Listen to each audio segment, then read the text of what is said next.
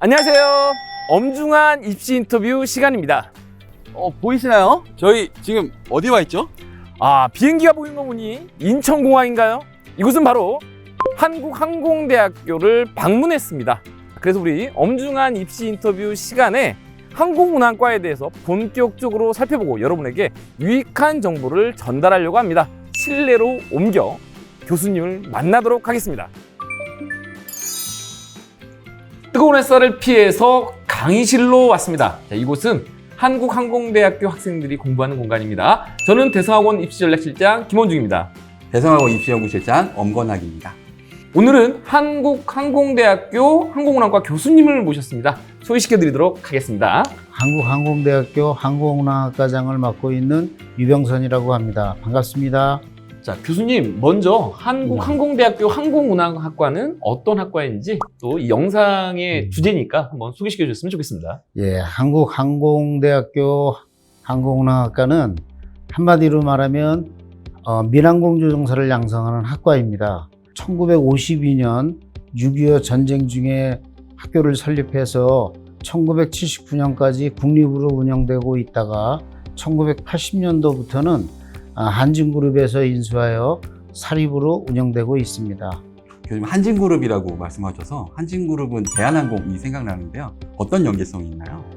가장 큰 연계성은 대한항공 조종사 양성 과정을 한국항공대학교에서 운영하고 있다는 것이 가장 큰 연계성이라고 할 수 있습니다. 보통 항공운항 그러면은 우리가 이제 많이 공군사관학교를 떠올릴 수 있잖아요. 네. 그래도 공군사관학교에 비해서 어떤 장점이 있는지 말씀해 주시면 좋을 것 같습니다. 공군사관학교는 조종사가 되기에 참 좋은 학교임에는 분명합니다. 특성이 공군사관학교는 군조종사 양성이 주 목적이고 한국항공대학교는 민간 조종사 양성이 주된 학교인 거죠. 민간에서의 기준으로 볼 때에는 항공대학교가 교과목 운영에서 조금 좋다 이렇게 생각이 듭니다. 그다음에 이제 민간 조종사 양성이라는 그런 관점에서 보게 되면 80년대 후반부터 민간에서 자체적으로 이제 조종사 양성하는 그 기반이 닦여져서 최근에는 민에서 더 조종사를 많이 양성하는 그런 실정입니다. 그래서 이렇게 군조종사 과정하고 민간조종사 과정을 한국항공대에서는 두 개 과정을 같이 운영을 하고 있는 것이 장점이라 할 수 있겠습니다. 그럼 공군과 연계된 프로그램이 있는지.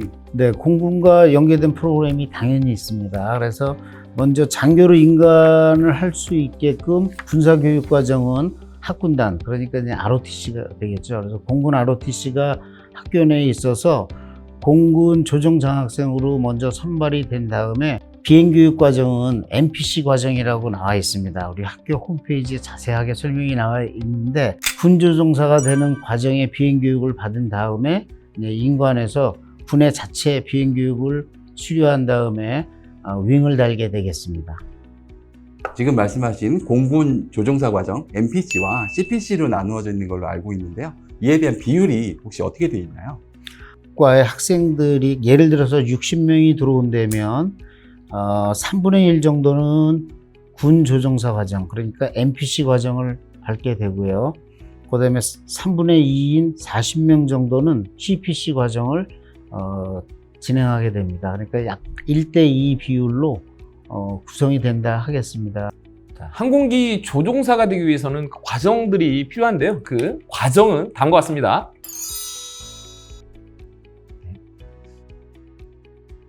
자, 좀 전에 소개한 이 과정을 종류별로 그리고 장소, 비행 시간, 그런 다음에 취업의 진로도 구분해서 말씀해 주시면 참 좋을 것 같습니다.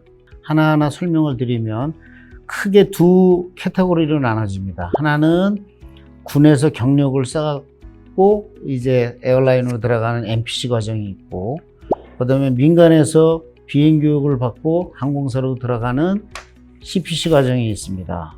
그런데 이제 CPC 과정은 세분화된 과정이 있는데 첫 번째가 APP가 있고 UPP가 있고 KPP가 있습니다.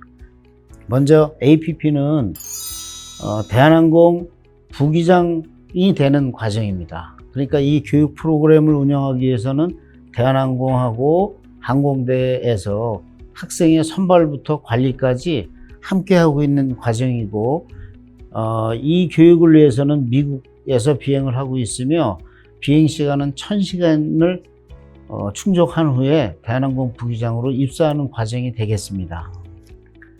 두 번째 과정으로서는 UPP 과정이 있는데, 이거는 우리나라 울진 비행훈련원에서 비행 교육을 마친 후에 이제 항공사에 진출하는 과정이 되겠습니다. 울진 과정은 또 다시 두 개로 나눠지는데, 첫 번째 과정은 1000시간 과정입니다. 그러니까 교관 과정까지 끝낸 후 1000시간을 충족을 한 다음에 대한항공하고 진에어를 선택해서 가는 과정이고, 또 하나 과정은 300시간만 비행을 한 후에 아시아나항공하고 저비용 항공사로 진출하는 과정이 되겠습니다. 마지막 과정은 KPP인데, KPP는 UPP와 비슷한데 비행 교육하는 장소가 미국입니다. 미국에서 하고 역시 두 개로 나눠지는데 1000시간 프로그램과 300시간 프로그램이 있어서 진출하는 것은 UPP와 동일하게 항공사에 진출하게 됩니다. 좀 전에 말씀해 주신 이 과정은 선발 과정인 거죠? 선택이 아니라? 전부 선발을 통해서 이 과정에 들어가게 되고, 선발하는 큰 이유는 이 선발 과정을 거치지 않으면 항공사에서는 그 자원이 우수한 자원인지 판단하기가 어렵지 않습니까? 그래서 저희가 강도 높은 선발 과정을 통해서 통과한 자만 지금 비행교육 이과를 시키는 그런 실정입니다. 네. 자, 코너 속의 코너입니다. 엄마가 궁금한 중요한 질문입니다. 자, 정시 모집 지원 시 확률과 통계, 사탐 선택이 가능한, 즉 인문계도 지원이 가능한데요. 1학년 과정 중 보면 물리, 선형대 수학, 미분적분 등의 수업이 있습니다. 자, 이 과연 이제 고민이 좀 될 거예요. 인문계도 파일럿이 되기에 충분히 괜찮을까? 이 과목들이 좀 부담이 되다 보니까요. 자연계와 같은 수업을 듣는 게 특별히 어려움은 없을까요? 결론적으로 말씀드리면은 괜찮고, 그다음에 실제로 이렇게 문과 출신 학생들이 또 잘하고 있습니다. 문과 출신 학생들이 들어와 가지고 그렇게 힘들어하는 부분이 있을 경우에 저희 학과에서는 2, 3, 4학년 학생들 중에서 성적이 우수한 그런 학생들 멘토링을 통해서 교육을 추가로 해주고 있고요. 학교의 교수학습센터에서는 기초역량 강화하는 프로그램이 있습니다. 그래서 거기서도 도움을 주고 있어서 현재 학생들 중에서 힘들어하는 학생들은 거의 없는 그런 실정입니다. 항공운항학과의 남녀의 비율은 어떻게 될까요? 여학생이 지원해도 괜찮을까요? 여학생에 대한 제한이 1997년도까지 있었고 98년도부터 여학생을 뽑기 시작했는데, 맨 처음에 한 명으로부터 시작돼 가지고 최근에는 점차 늘어나 가지고 대략 한 10% 정도가 여학생입니다. 그리고 여학생들의 취업률을 보면 대한항공하고 진에어에 진출한 여학생들이 가장 많은 그런 상황입니다. 제한되는 신체 기준이 있다면 말씀해 주시고요. 수술 흔적이나 깊은 상처가 있으면 파일럿이 되기 위해 또 어려운 부분이 있는지 이런 걸 또 사실적으로 말씀해 주시면 좋을 것 같습니다. 네. 옛날에 공중근무자, 그러니까 항공 종사자 신체 검사가 굉장히 까다로웠습니다. 기준이. 특히 어려웠던 부분이 안과, 그러니까 나한시력 1.0을 요구하고 있었는데, 최근에는 조종사 신체 검사 기준들이 많이 완화가 됐습니다. 그래서 최근에는 라식 수술까지도 허용하고 있는 그런 실정이라서 조종사가 되고자 하는 이런 학생들은 한번 항공 종사자 신체 검사를 한 번씩 받아보는 걸 추천드립니다. 그리고 추가로 말씀드리면 맹장 수술을 했다거나 하는 그런 상처가 있는 것은 결격 사유가 아님을 먼저 말씀드립니다. 항공운항학과를 졸업하게 되면 파일럿, 그러니까 부기장, 기장이 될 텐데요. 이 이외에도 혹시 취업을 할 수 있는지? 조종사로 다 취업을 하죠. 그런데 개 중에 신체 이상이 있거나 해가지고 결격 사유가 발생이 된다면 대부분의 학생들은 국토교통부의 항공직 공무원이라든지 또 항공사의 지상직, 일반직이죠. 이런 데 취업을 많이 하는 그런 실정입니다. 파일럿으로 가게 된다면 주로 어떤 항공사로 가게 되고 받게 되는 연봉 어느 정도인지도 궁금합니다. 주로 많이 가는 항공사는 대한항공, 진에어, 아시아나항공 제일 많고요. 그 다음에 저비용 항공사에도 최근에 많이 진출했습니다. 연봉은 항공사별로 조금 차이가 있는데 부기장 초봉은 9천만 원 정도에서 한 1억 2천 정도가 되고 기장이 되면은 한 1억 8천에서 2억 5천 정도 수준을 받습니다. 제가 전에 듣기로는 우리나라의 특히 항공대에서의 이 교육 프로그램이 다른 나라에 비해서 매우 유리한 장점들을 갖는 과정 프로그램이 있다고 하는데 그 부분도 소개해 주시면 참 좋을 것 같습니다. 네, 그렇습니다. 우리나라 항공사에서 요구하는 시간들이 대한항공, 진에어는 1000시간을 요구하고 있지만 아시아나항공하고 저비용항공 같은 경우에는 300시간 정도를 요구하고 있기 때문에 각 나라마다 조금씩은 다르겠지만 미국과 비교해 본다면은 에어라인 조종사가 되기에 좋은 여건인 나라 중에 하나입니다. 그래서 저는 우리나라에서 이렇게 조종사가 되고자 하는 꿈을 갖고 있는 학생들이라면 빨리 도전하는 것을 추천드립니다. 네, 항공운항과에 관심 있는 학생이라면 고등학교 때 이러한 과목을 이수하고 오면 좋겠다라는 그런 과목이 좀 있을까요? 예, 사실은 이 항공운항 분야는 국제적인 업무 분야이기 때문에 사실 제일 중요한 게 영어 구사 능력이 제일 중요합니다. 그래서 고등학교 학생들한테 이 영어 구사 능력을 강조하면 좋겠지만 사실은 입학이 더 우선하는 학생들의 그 실정을 고려한다면 일단은 학교 입학에 전념하시고 그 다음에 들어와서 영어 부술 능력 향상은 나중에 심화학습하는 것이 좋다고 생각이 듭니다. 언제나 가장 궁금한 질문입니다. 어느 정도의 성적대가 지원할 수 있을까요? 또한 올 수 있을까요?